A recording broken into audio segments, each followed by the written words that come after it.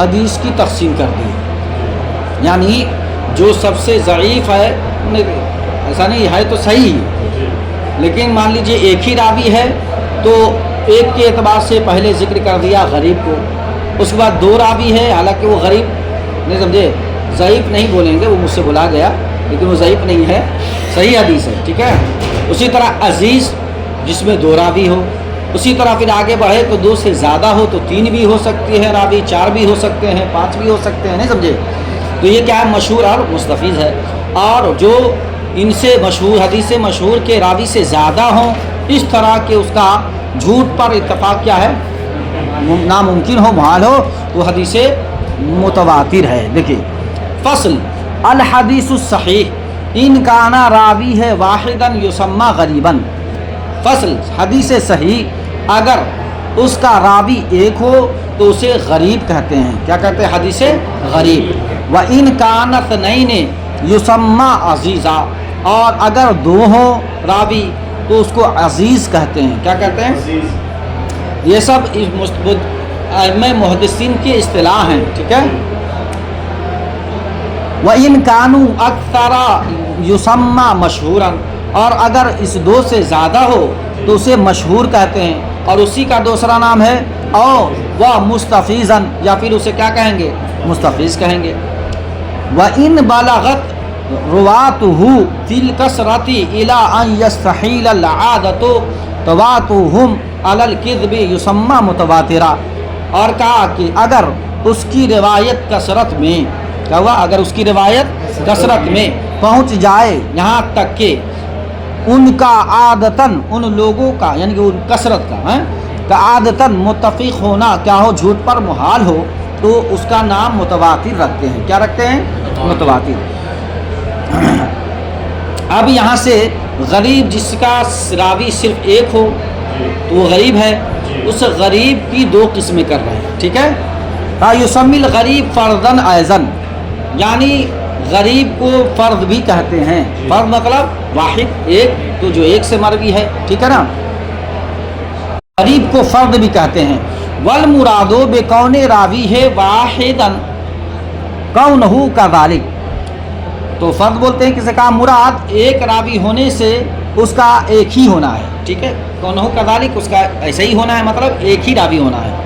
ولو فی موضع واحد من الاسناد، اسناد، ہاں اگرچہ اسناد میں سے کسی جگہ پر بھی ایک ہو، یعنی سند ہے، اس سند میں کہیں پر بھی راوی تنہا آ جائے تو اسے کیا بولیں گے، غریب، اور غریب کی دوسری قسم کیا ہو جائے گی، فرد نسبی، کیا ہو جائے گی، لیکنہ یسمى فردا نسبیا، لیکن اس غریب کا نام، یعنی کسی جگہ پر بھی سند میں سے کسی جگہ پر بھی ایک راوی آ جائے تو اس غریب کا نام رکھا جاتا ہے فرد نسبی، کیا نام رکھا جاتا ہے، فرد نسبی۔ تو گویا کہ دو قسمیں ہو گئی، ٹھیک ہے، غریب کی دو قسمیں ہیں، غریب ہی کو فرد بولتے ہیں، غریبی کو فرد بولتے ہیں، تو فرد کی دو قسمیں، فرد نسبی اور فرد مطلق جو آ گیا ہے، ٹھیک ہے۔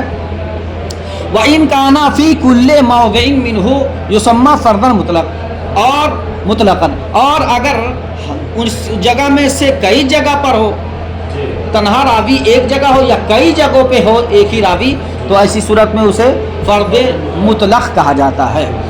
وَالْمُرَادُ بِكَوْنِهِمَا اثْنَيْنِ أَن يَكُونَا فِي كُلِّ مَوْضِعٍ كَذَلِكَ، اور مراد ان دونوں کے دو ہونے سے، دو قسمیں ہیں عزیز میں، کس میں ہے، عزیز میں، کا مراد ان دونوں کے یعنی راویوں کے دو ہونے سے یہ ہے کہ ہر جگہ پر دو ہی ہو، ہر جگہ پہ دو ہی، کذالک کا مطلب ایسا ہی ہو، مطلب دو ہی ہو، ٹھیک ہے۔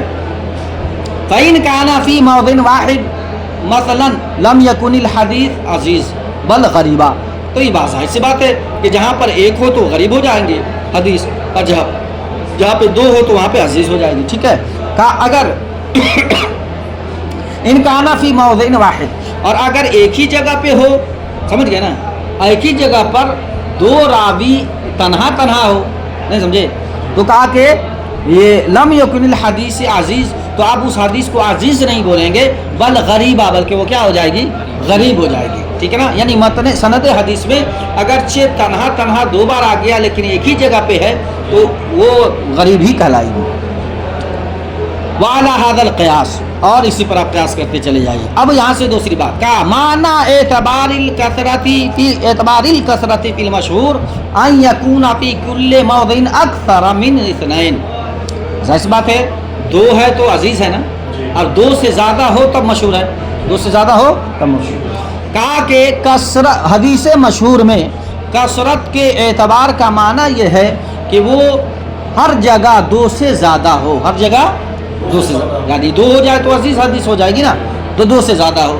ومعنی قولہم ان الاقل حاکم علی الاکثر, ٹھیک ہے, یہ قول ہے ائمہ محدثین کا, ان الاقل حاکم علی الاکثر, یہ کیا ہے, قول ہے. وہذا معنی قولہم, اور یہی معنی ہے ائمہ محدثین کے قول. اب قول کیا ہے, اس کا مقولہ ہے ان الاقل حاکم علی الاکثر, کہ بے شک کم یہ اکثر پر حاکم ہوتا ہے, فی ھذا الفن, اس فن میں, ففہم, تو اسے سمجھ لیجئے.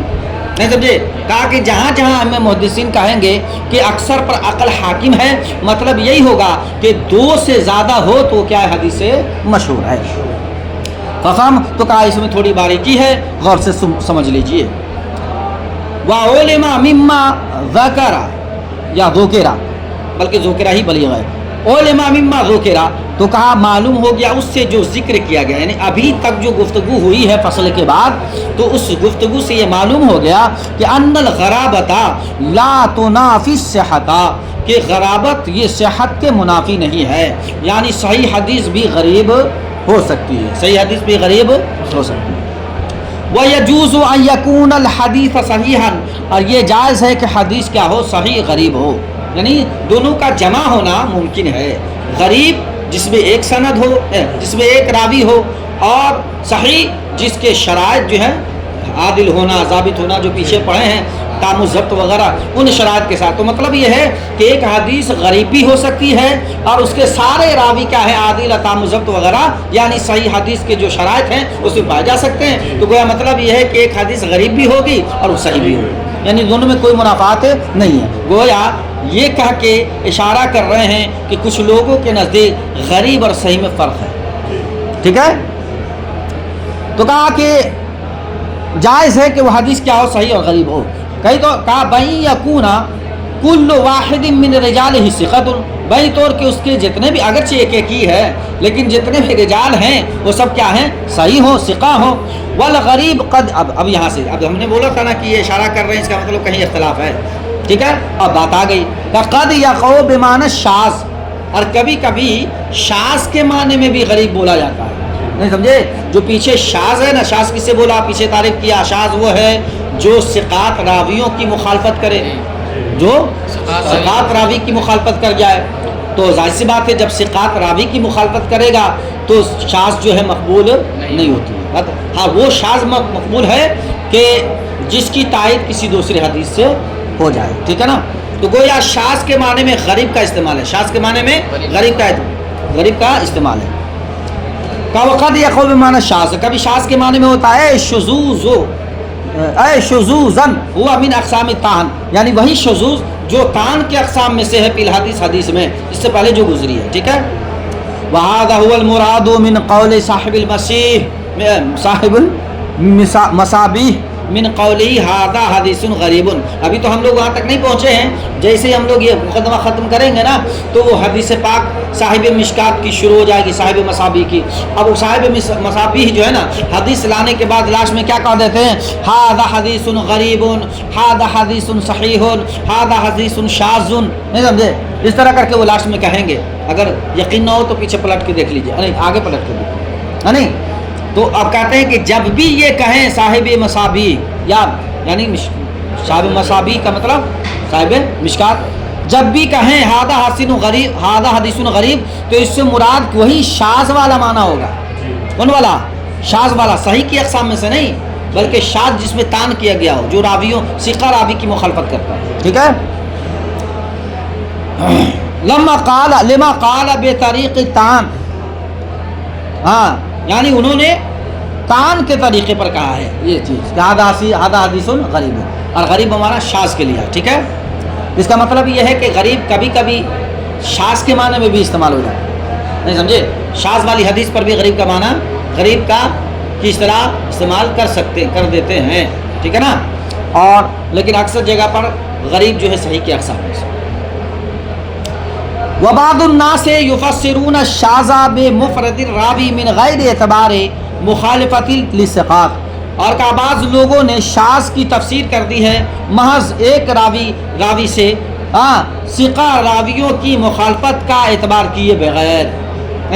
اب اس معنی کے اعتبار سے وہ شاذ غریب ہو جائے گی، وہ شاذ والی حدیث کیا ہو جائے گی؟